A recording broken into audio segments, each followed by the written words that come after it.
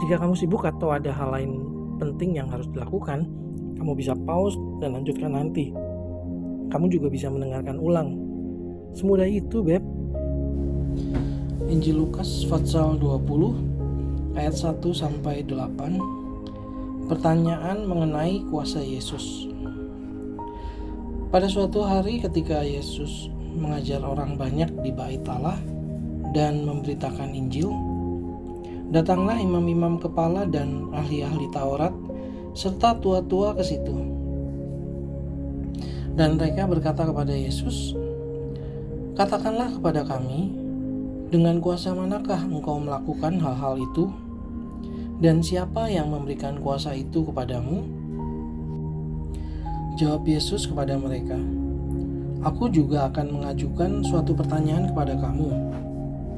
Katakanlah kepadaku, baptisan Yohanes itu dari sorga atau dari manusia?"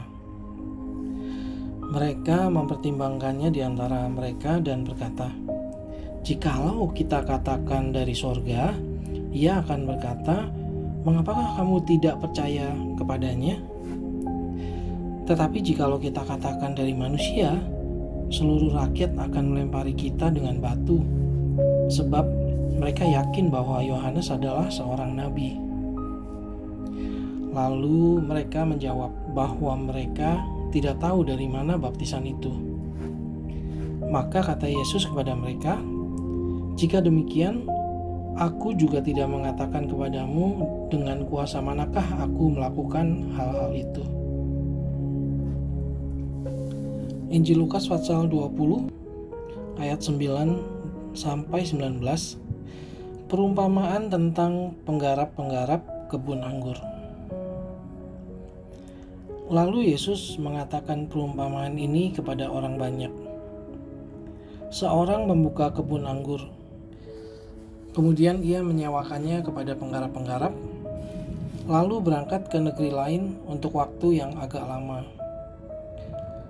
Dan ketika sudah tiba musimnya, ia menyuruh seorang hamba kepada penggarap-penggarap itu, supaya mereka menyerahkan sebagian dari hasil kebun anggur itu kepadanya. Tetapi penggarap-penggarap itu memukul hamba itu dan menyuruhnya pulang dengan tangan hampa. Sesudah itu, ia menyuruh seorang hamba yang lain, tetapi hamba itu juga dipukul dan dipermalukan oleh mereka, lalu disuruh pulang dengan tangan hampa. Selanjutnya, ia menyuruh hamba yang ketiga, tetapi orang itu juga dilukai oleh mereka, lalu dilemparkan keluar kebun. Maka kata tuan kebun anggur itu, "Apakah yang harus kuperbuat? Aku akan menyuruh anakku yang kekasih, tentu ia mereka segani." Tetapi ketika penggarap-penggarap itu melihat anaknya itu, mereka berunding katanya, "Ia adalah ahli waris. Mari kita bunuh dia, supaya warisan ini menjadi milik kita." Lalu mereka melemparkan dia keluar kebun anggur itu dan membunuhnya. Sekarang, apa yang akan dilakukan oleh tuan kebun anggur itu dengan mereka? Ia akan datang dan membinasakan penggarap-penggarap itu dan mempercayakan kebun anggur itu kepada orang lain. Mendengar itu, mereka berkata, "Sekali-kali jangan." Tetapi Yesus memandang mereka dan berkata, "Jika demikian, apakah arti nas ini? Batu yang dibuang oleh tukang-tukang bangunan telah menjadi batu penjuru. Barang siapa jatuh ke atas batu itu, ia akan hancur. Dan barang siapa ditimpa batu itu, ia akan remuk." Lalu ahli-ahli Taurat dan imam-imam kepala berusaha menangkap dia pada saat itu juga, sebab mereka tahu bahwa merekalah yang dimaksudkannya dengan perumpamaan itu. Tetapi mereka takut kepada orang banyak. Injil Lukas pasal 20 ayat 20 sampai 26 tentang membayar pajak kepada kaisar. Ahli-ahli Taurat dan imam-imam kepala mengamati Yesus. Mereka menyuruh kepadanya mata-mata yang berlaku seolah-olah orang jujur, supaya mereka dapat menjeratnya dengan suatu pertanyaan dan menyerahkannya kepada wewenang dan kuasa wali negeri. Orang-orang itu mengajukan pertanyaan ini kepadanya. Guru, kami tahu bahwa segala perkataan dan pengajaranmu benar, dan engkau tidak mencari muka, melainkan dengan jujur mengajar jalan Allah. Apakah kami diperbolehkan membayar pajak kepada Kaisar atau tidak? Tetapi Yesus mengetahui maksud mereka yang licik itu, lalu berkata kepada mereka, "Tunjukkanlah kepadaku suatu dinar. Gambar dan tulisan siapakah ada padanya?"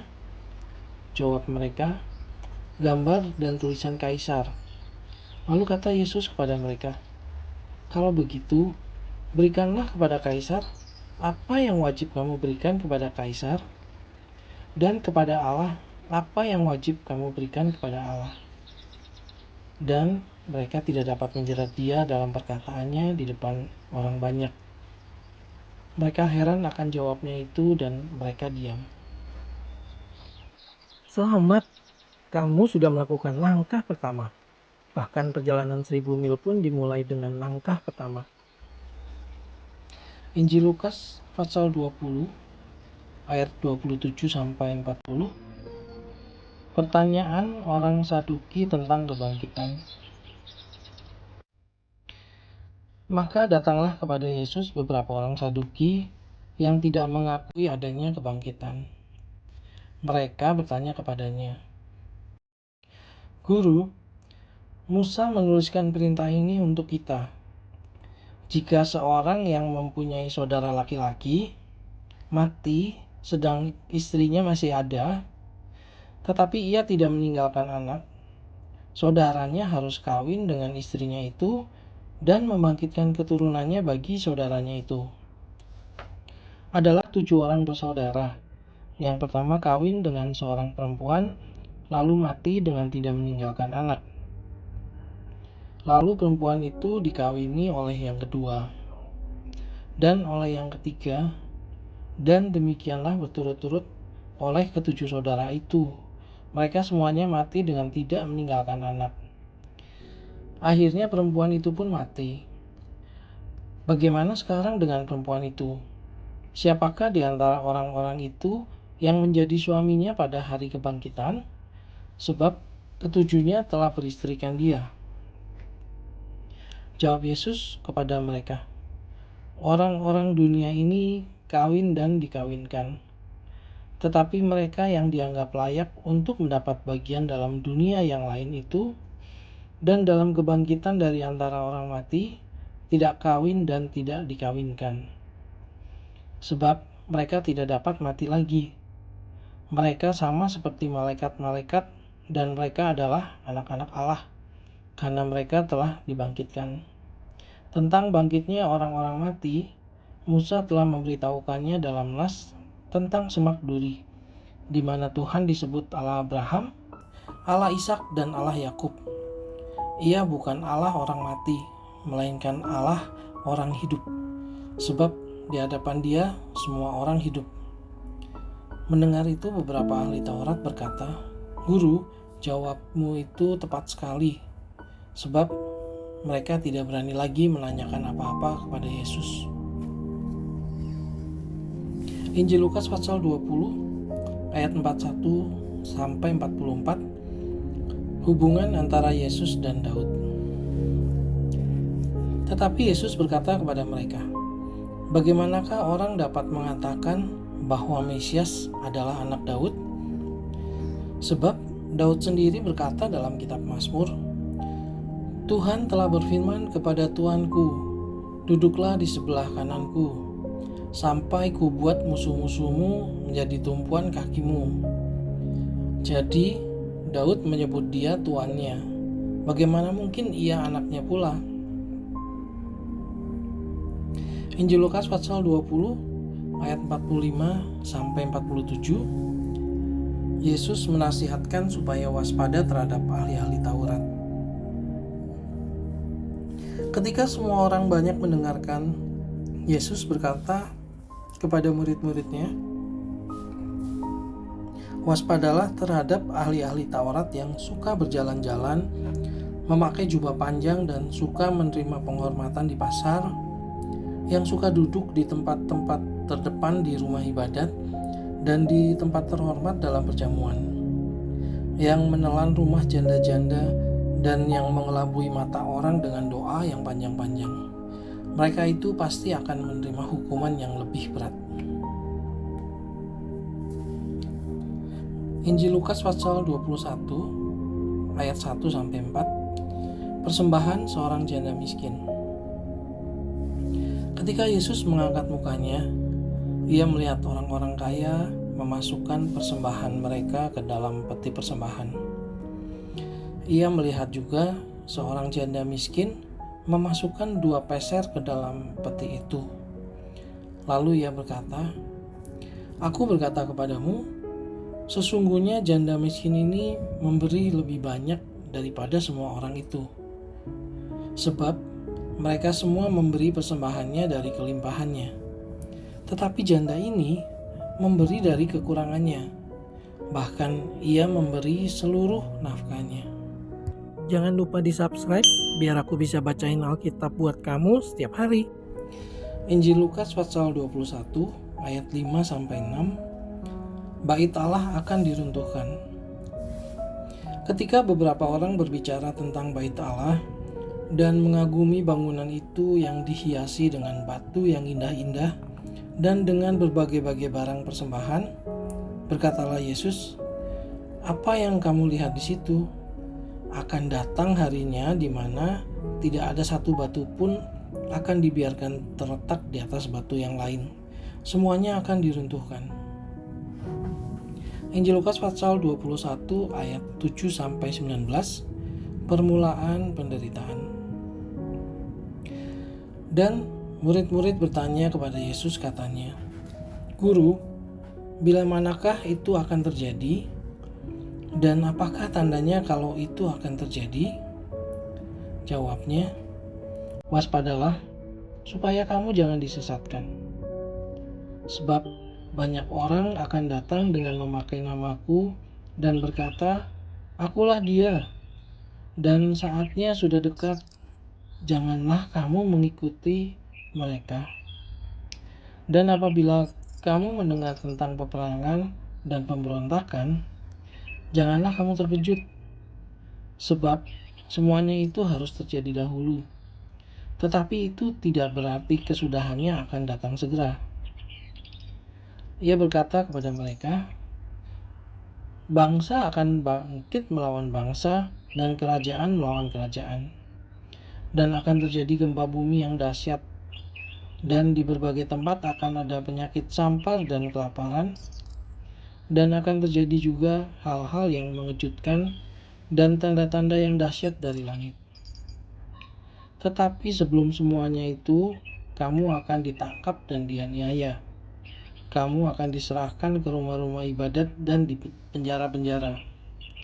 Dan kamu akan dihadapkan kepada raja-raja dan penguasa-penguasa oleh karena namaku. Hal itu akan menjadi kesempatan bagimu untuk bersaksi. Sebab itu, tetapkanlah di dalam hatimu, supaya kamu jangan memikirkan lebih dahulu pembelaanmu. Sebab aku sendiri akan memberikan kepadamu kata-kata hikmat, sehingga kamu tidak dapat ditentang atau dibantah lawan-lawanmu. Dan kamu akan diserahkan juga oleh orang tuamu, saudara-saudaramu, kaum keluargamu, dan sahabat-sahabatmu, dan beberapa orang di antara kamu akan dibunuh. Dan kamu akan dibenci semua orang oleh karena namaku. Tetapi tidak sehelai pun dari rambut kepalamu akan hilang. Kalau kamu tetap bertahan, kamu akan memperoleh hidupmu." Injil Lukas pasal 21 ayat 20-24 tentang runtuhnya Yerusalem. "Apabila kamu melihat Yerusalem dikepung oleh tentara-tentara, ketahuilah bahwa keruntuhannya sudah dekat. Pada waktu itu, orang-orang yang berada di Yudea harus melarikan diri ke pegunungan, dan orang-orang yang berada di dalam kota harus mengungsi. Dan orang-orang yang berada di pedusunan jangan masuk lagi ke dalam kota. Sebab itulah masa pembalasan di mana akan genap semua yang ada tertulis. Celakalah ibu-ibu yang sedang hamil atau yang menyusukan bayi pada masa itu, sebab akan datang kesesakan yang dahsyat atas seluruh negeri dan murka atas bangsa ini. Dan mereka akan tewas oleh mata pedang dan dibawa sebagai tawanan ke segala bangsa. Dan Yerusalem akan diinjak-injak oleh bangsa-bangsa yang tidak mengenal Allah, sampai genaplah zaman bangsa-bangsa itu. 85-86 ayat sehari. Selesai dengar Alkitab dalam 1 tahun? Kamu bisa. Kita pasti bisa. Injil Lukas pasal 21 ayat 25-33. Kedatangan anak manusia. Perumpamaan tentang pohon ara. Dan akan ada tanda-tanda pada matahari dan bulan dan bintang-bintang. Dan di bumi bangsa-bangsa akan takut dan bingung menghadapi deru dan gelora laut. Orang akan mati ketakutan karena kecemasan berhubung dengan segala apa yang menimpa bumi ini. Sebab kuasa-kuasa langit akan goncang. Pada waktu itu, orang akan melihat Anak Manusia datang dalam awan dengan segala kekuasaan dan kemuliaannya.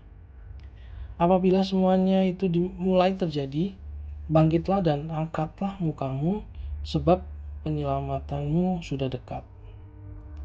Lalu Yesus mengatakan perumpamaan ini kepada mereka.